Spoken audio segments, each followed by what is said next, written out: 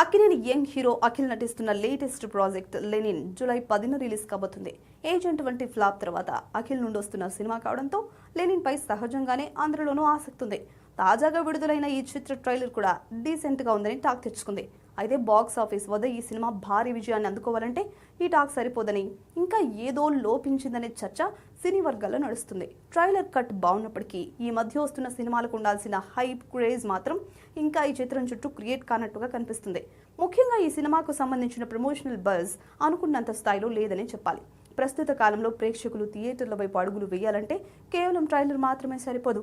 సినిమాపై ప్రేక్షకుల్లో విపరీతమైన ఆసక్తిని, క్యూరియాసిటీని పెంచేలా ప్రమోషన్స్ ఉండాలి. పైగా అఖిల్ ఈ సినిమాపై భారీ ఆశలు కూడా పెట్టుకున్నాడు. కానీ లెనిన్ చిత్ర యూనిట్ ప్రమోషన్ల విషయంలో కాస్త వెనుకబడి ఉందనే టాక్ వినిపిస్తోంది. ఇప్పటికైనా మేకర్స్ మరింత అగ్రెసివ్ ప్రమోషన్స్ మరియు ప్రచార కార్యక్రమాలతో రంగంలోకి దిగకపోతే బాక్సాఫీస్ వద్ద నిలబడడం కష్టమే.